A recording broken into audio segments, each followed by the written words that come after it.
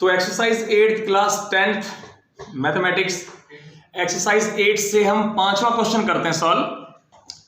A bridge above the river makes an angle of 45 degree with bank of river. मतलब bank होता है किनारा, river माने नदी। कह रहा है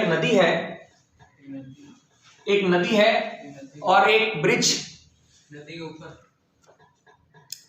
ब्रिज, इसके ऊपर एक ब्रिज है और वो ब्रिज इस नदी के जो किनारे हैं, किनारे कौन है, एक किनारा तो नदी का ये रहा, एक किनारा ये रहा। वो कह रहा है कि इस पर एक ब्रिज है और वो ब्रिज इस नदी के एक किनारे से, एक बैंक से 45 डिग्री का एंगल बनाता है। तो मान लिया कि ये जो BC है ये नदी की चौड़ाई है और इस पर ये एक ब्रिज है और ये एंगल बना रहा है 45 डिग्री का, मान लिया। अब कह रहा है if length of bridge above the river is 150 metre. कह रहा है जो रिवर के ऊपर, नदी के ऊपर जो पुल बना हुआ है इसकी लंबाई 150 मीटर है, 150 मीटर। तो इसकी लंबाई हमने मान ली, ये जो ब्रिज बनाया हमने ऊपर, ये जो ब्रिज बनाया इसको हमने मान लिया 150 मीटर का ब्रिज की लंबाई। ये ब्रिज है, ये नदी है। कह रहा है ब्रिज की लंबाई 150 मीटर है और ये ब्रिज है नदी के एक किनारे से 45 डिग्री का कोण बनाता है। कह रहा है then breadth of river will be, then breadth of river will be. तो नदी की चौड़ाई होगी, नदी की चौड़ाई क्या होगी, हमने क्या निकालना है, ये निकालना है। अब आप देखो इस एंगल के लिए ये क्या है, बेस और ये जो साइड आपको दे रखी, पूछा क्या है आपसे, नदी की चौड़ाई। नदी की चौड़ाई कौन है, BC। कौन है, आपको BC निकालना है। जो निकालना है उसको देखो और जो दिया हुआ है उसको देखो। निकालना क्या है, BC इसके लिए क्या है, बेस, और दिया क्या हुआ है, ये 150 मीटर। इस ट्रायंगल में ये क्या है, हाइपोटेनस। कौन है, हाइपोटेनस, कर्ण, और ये आधार। अब आधार और कर्ण में किसमें रिलेशन होता है, कॉस में या सेक में, पता है ना आपको, मैंने लिखा था ना P sine cos 10, H cosec sec cot. तो B और H, बेस और हाइपो, हिंदी में ही बताया था मैंने, लाल बटे कक्का। क्या बताया था, लाल बटे कक्का, याद रखो भाई। Sine cos 10 cosec sec cosec. तो ये क्या है, आधार, ये है कर्ण। आधार और कर्ण में कहां है रिलेशन, या तो कॉस में या सेक में। बेस हाइपो कौन है, या तो कॉस या सेक। तो या तो कॉस का यूज कर लो चाहे सेक का यूज कर लो, दोनों से सवाल होगा। तो हम एक काम करते हैं, लिखते हैं in triangle ABC cos 45 degree. Degree कितना दिया, 45। क्या होता है कॉस, बेस अपॉन हाइपो। क्या होता है कॉस, आधार बटे कर्ण। बेस कौन, BC, हाइपो कौन, AB। कॉस 45 की वैल्यू होती है 1/√2 इज इक्वल टू BC। तो निकालना ही है। क्वेश्चन क्या किया है, क्वेश्चन है कि नदी की चौड़ाई बताओ। नदी की चौड़ाई कौन है, BC। नदी की चौड़ाई कौन है, BC। ये निकालनी है BC हमने। तो ये निकालने के लिए BC को छोड़ दो, बस AB की वैल्यू पता है 150। यहां से क्रॉस मल्टीप्लाई करने की जरूरत है, या फिर 150 को यहां से यहां भेज दो, BC निकल जाएगा। 150 यहां डिवाइड हो रहा है, यहां जाएगा तो मल्टीप्लाई हो जाएगा।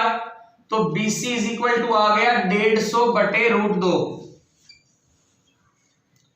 अब ऑप्शन में देखो, क्या ये ऑप्शन में है, ऑप्शन में है ही नहीं। क्या हमारा सवाल गलत है, क्या हमने गलत किया है, नहीं, हमने कोई गलत नहीं किया है। इस पे हम थोड़ा काम करेंगे। कई बार क्या होता है, वैसे तो ये आंसर सही है, अगर हमसे सिर्फ आंसर निकालने के लिए बोलता तो हम निकाल देते, लेकिन ऑप्शन में ये है नहीं। एक्चुअल में होता क्या है, अगर अपॉन में रूट की वैल्यू आ जाए तो हमारी कोशिश ये रहती है कि बटे में जो नीचे रूट की वैल्यू आ रही है अपॉन में, इसको रूट इसका हटाना है अपने को, कैसे ही करके इसका रूट हटाना है। और आपको पता होगा किसी भी फ्रैक्शन में, किसी भी भिन्न में ऊपर नीचे अगर सेम नंबर का मल्टीप्लाई कर दो या सेम नंबर का डिवाइड कर दो तो कोई फर्क नहीं पड़ता है, बैलेंस रहता है फ्रैक्शन, कोई फर्क नहीं पड़ता। अगर मैं लिखता हूं 3/5 और इसमें मल्टीप्लाई कर दो ऊपर 2 का, ऊपर भी और नीचे भी, तो कोई फर्क नहीं पड़ता इसको। अगर सेम नंबर का मल्टीप्लाई कर दोगे दोनों से कोई फर्क नहीं पड़ेगा, अभी भी आंसर 3/5 ही आएगा। देख लो करके, ये बन गया 6/10, इसको फिर काटो 2 से जाएगा 3 पे, ये 2 जाएगा 5 पे, 3/5 ही आ रहा है कि नहीं आ रहा, तो कोई फर्क नहीं पड़ता है। तो इसका रूट हटाने के लिए मैं एक काम करता हूं, इसके ऊपर नीचे √2 का मल्टीप्लाई कर देता हूं। अगर √3 होता ना नीचे √3, तो √3 का कर देता ऊपर नीचे। √2 है तो √2 का मल्टीप्लाई कर दिया। इससे क्या होगा, √2 जब √2 से मल्टीप्लाई होगा तो क्या बन जाएगा, देखो पहले 150 को √2 से गुणा कर दो, 150 √2, और जब √2 से गुणा होगा तो आएगा 2। ये ध्यान रखना, अगर मैं कहूं √3 इंटू √3 ये होता है 3, मैं लिखूं √5 इंटू √5 ये होता है 5, वैसे ही √2 इंटू √2 क्या हो गया 2। अब 2 से 150 को काट लो, कितने पे जाएगा 75 पे, तो आंसर आ गया 75 √2। कितने नंबर ऑप्शन है ये, 75 √2, डी, फिफ्थ का डी ऑप्शन है, तो डी पे आप क्लिक कर दें। ठीक है, एक स्क्रीनशॉट ले लो आप, अगला क्वेश्चन करते हैं, मिटा दो इसको। अब देखो, ये फिफ्थ क्वेश्चन था, 5वां सवाल था, अब हम 6ठा सवाल करते हैं। Top of 2 towers of height 20 metre and 14 metre are joined by wire. देखो 2 टावर है, कह रहा है 2 टावर के शीर्ष एक तार से जुड़े हुए हैं, 2 टावर्स के टॉप, दोनों के टॉप एक वायर से जुड़े हुए हैं, और टावर की लंबाई भी दे रखी है, एक की 20 मीटर दे रखी है, एक की 14 मीटर दे रखी है। कह रहा है 2 टावर है, मान लो एक ये है 20 मीटर का, और कह रहा है एक टावर और है 14 मीटर का, 14 मीटर का।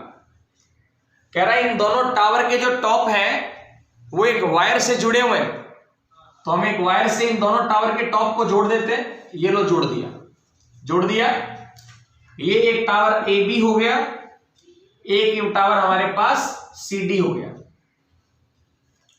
और ये वायर हो गई। वायर इन दोनों के टॉप, दोनों के शीर्ष एक वायर से जुड़े हुए हैं। कह रहा है if wire makes an angle of 30 degree with horizontal line.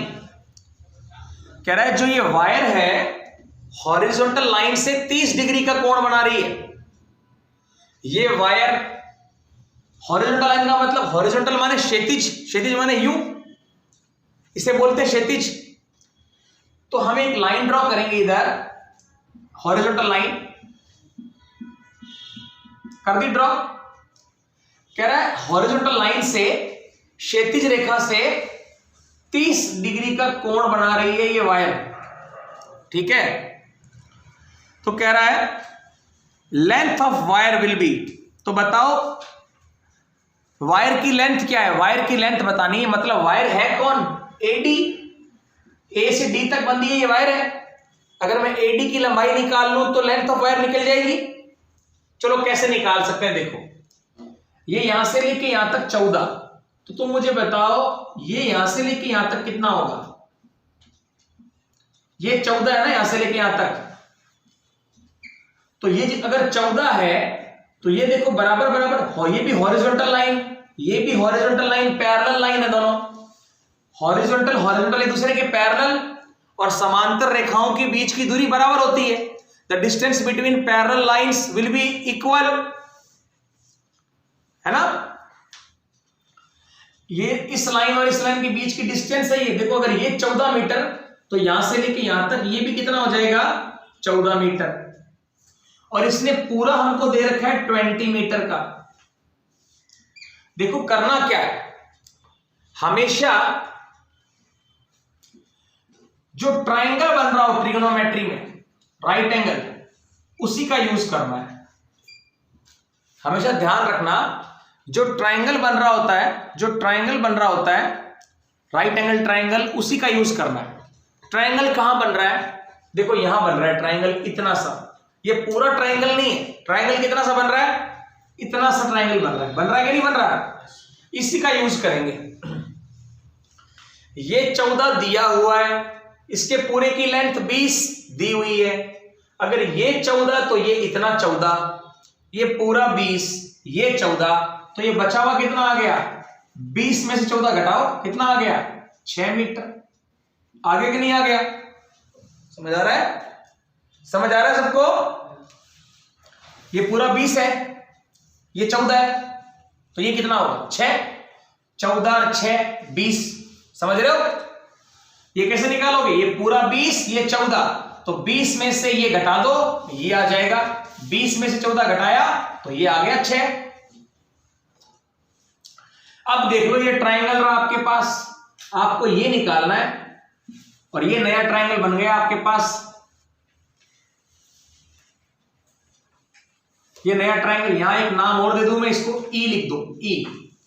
तो ट्राइंगल कौन है, AED, इन ट्राइंगल AED। अब पहले ही पता होना चाहिए आपको कि आपको निकालना क्या है, निकालना AD है। इस ट्राइंगल में बताओ, इस एंगल के लिए AD क्या होगा, हाइपोकर्ण। AD कौन होगा, हाइपोकर्ण होगा। और आपको ये पता है इस ट्राइंगल में इस एंगल के लिए ये क्या है, परपेंडिकुलर। परपेंडिकुलर। अब बताओ H और P में किस में रिलेशन होता है, साइन में या कोसेक में, चाहे कोसेक यूज कर लो चाहे साइन यूज कर लो। चलो मैं कोसेक कर लेता हूं, कोसेक, कोसेक कितना एंगल है 30 degree. Cosec is equal to क्या होता है, हाइपोटेनस अपॉन परपेंडिकुलर, कर्ण बटे लंब। तो इस ट्रायंगल में कर्ण कौन है, AD, और लंब कौन है, लंब AE। वैल्यू पुट करो, cos 30 की वैल्यू होती है 2, तो 2 आ गया। AD, AE की वैल्यू कितनी है 6 यहां मल्टीप्लाई हो जाएगा, तो AD आ जाएगा 6 इंटू 2 12 मीटर। आ गया आंसर 12 मीटर।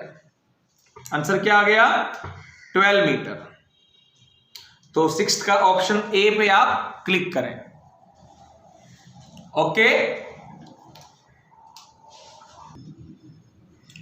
तो अगला क्वेश्चन है 7th क्वेश्चन हमारे पास। तो देखो 7th क्वेश्चन देखो, मैं मिटा रहा हूं, ये 6th क्वेश्चन था, स्क्रीनशॉट ले लो एक, मिटा रहा हूं मैं इसे।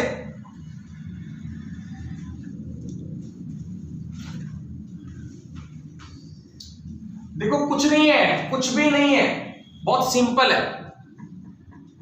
जो ट्रायंगल बन रहा है उसमें से एक ट्रायंगल बने चाहे 2 ट्रायंगल बने, जो राइट एंगल ट्रायंगल है, समकोण त्रिभुज, उसको देखो। फिर ये देखो कौन सी साइड दे रखी है और कौन सी साइड निकालनी है, और जो दिया गया कोण है चेक करो कि जो दिया गया कोण है, जो एंगल आपको दिया गया है, उस एंगल के लिए वो जो साइड है वो कौन कौन है, बेस है, परपेंडी है, हाइपो है, क्या है, उसके अकॉर्डिंग यहां से साइन कॉस टेन का रिलेशन रखो, एंगल की वैल्यू रखो, और आपका सॉल्यूशन आ जाएगा। चलो बात करते हैं आगे। कह रहा है the angle of elevation of the top of the tower from 2 points. कोई 2 पॉइंट्स हैं, उन पॉइंट से किसी टावर के टॉप के एलिवेशन एंगल बता रखे हैं। मान लिया ये टावर है AB, और कोई 2 पॉइंट बता रखे हैं, ऑन द ग्राउंड बता रखे हैं। 2 पॉइंट से इस टावर के जो एलिवेशन एंगल है, मान लिया एक पॉइंट ये है, एक पॉइंट ये है, और यहां से एलिवेशन एंगल बता रखे हैं हमको, कह रहा है 30 डिग्री और 60 डिग्री, 30 डिग्री 60 डिग्री। अब कुछ बच्चे गलती करते हैं, उनको ये नहीं पता 30 कहां लिखना है 60 कहां लिखना है, उनको ये नहीं पता कि 30 कहां लिखे और 60 कहां लिखे। थोड़ा ध्यान देना, देखो यहां आएगा 60 डिग्री, यहां आएगा 30 डिग्री। ऐसा क्यों? देखो जिस एंगल का मुंह ज्यादा खुलता हो वो बड़ा एंगल होता है। देखो एक तो इसका देखो आप,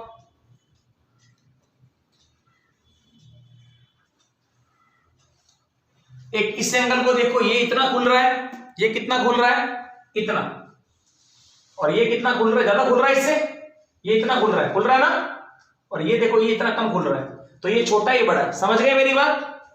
ऐसे लाइन उंगली से देख लिया करो, उंगली से, ये इतना खुल रहा है और ये इतना, तो ये कम खुल रहा है इससे, मतलब ये एंगल कम खुल रहा है और ये इतना खुल रहा है, तो जो ज्यादा खुलेगा, जिसका मुंह ज्यादा बड़ा होगा वो बड़ा एंगल होगा। ठीक है, तो ये 60 ये 30। अब बोल रहा है the angle of elevation of the top of the tower from 2 point distance A and B from the base of tower. कह रहा है वो 2 पॉइंट हैं, उन दोनों से जो एंगल है वो 30 डिग्री एंड 60 डिग्री है, और वो 2 पॉइंट है वो टावर के बेस से ए और बी डिस्टेंस पे है। ए और बी क्या दे रखी है? दूरियां।